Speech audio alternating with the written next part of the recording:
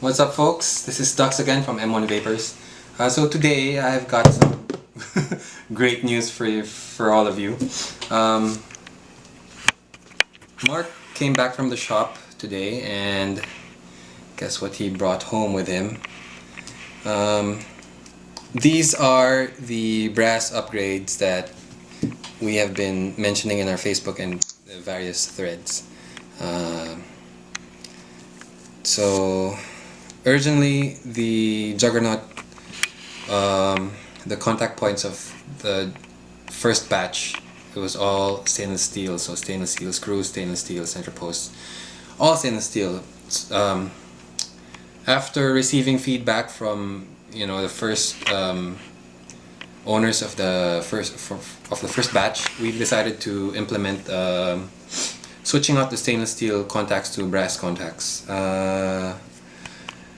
Okay, and also we've received reports of some batteries rattling, so now we've also implemented a telescoping positive pin. So here it is again. This is the contact point for the positive end of the battery. It goes inside the new center pole there. So now you can adjust it inwards or outwards depending on what type of battery you are using. And this is the center pole now is all brass except for when it reaches the atomizer deck, where we still retained the stainless steel part there. So I know there have been some reports of, it's not conclusive reports, but just to be on the safe side, there were some reports that brass coming in contact with juice and heat, it releases some kind of reaction. So not discounting, I'm not saying that it's not safe or what, but for us to be on the safe side, we retained that stainless steel section for the atomizer deck. Also, for the switch, we are replacing the existing stainless screw switch with an M4 brass screw. So the new center pole together with the new switch screw should improve the performance of the Jugg even more. Okay, so I've taken the liberty of coiling new coil here. I'm using 30 gauge Cantal, and it's a 4-5 wrap. And let's see the internal resistance. Okay. Oh wait, sorry. Let's check the resistance of the meter first.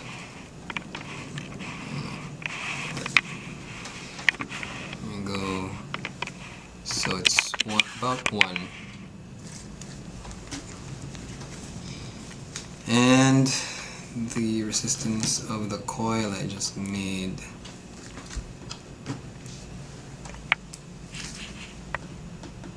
Okay, so 2.1 minus 1, so that goes, the coil here is 1.1 ohm. Going to the volts of the battery. Now I've been using this battery the whole day. Well, not the whole day, but so I'm not expecting good voltage out of this. So yeah, it's 3.83. Okay, let's just input that here. So 3.83. Now let's fire this up.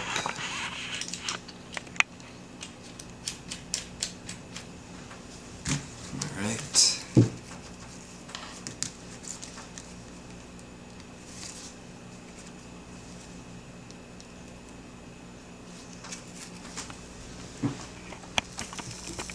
Okay, so it's averaging, they're about 3.4414. So minus 3.41. We have voltage drop of about 0.42. So 0.4. That's the average we're getting with, you know, the stainless steel contacts. Okay, so we'll just install the brass upgrades and then we'll come back. Alright, and we're back. Okay, as you can see, the upgrades have now been installed. Brass M4 screw for the switch. I don't know if you can see it inside, but the brass center pole is now in place. Let's check the voltage of the battery.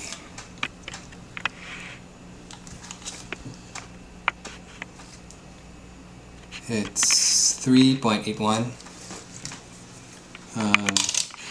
Checking the resistance of the coil again, just so you see we haven't changed anything. Internal resistance of the meter is... okay, the meter is going gaga. So it's about 0.9, 0.8.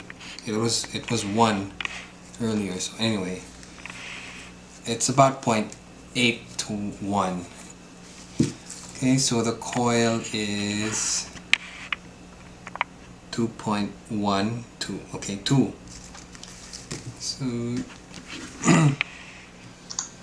get that, 2.1 minus 0.8.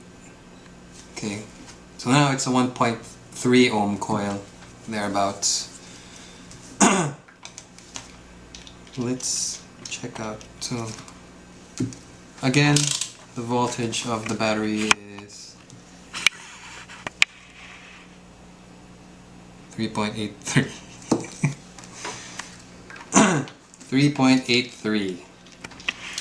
Oops.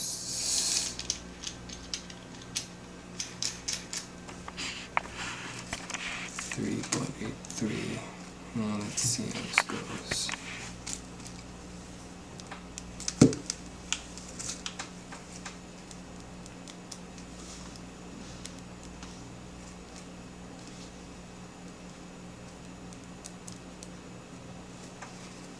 Here we go. So 3.54, 3.56, 3.56. 3.5, what was the voltage? 3.83. 0.83 minus 3.56. There you go, folks. We're now at a 0.27 drop. No? Can't focus. Anyway, it's 0.27 now. On a 1.3 ohm coil. So from the stainless steel internal parts, we were getting 0.4 drop. Now with the brass upgrades, we're getting about a 0.27 drop. Yeah.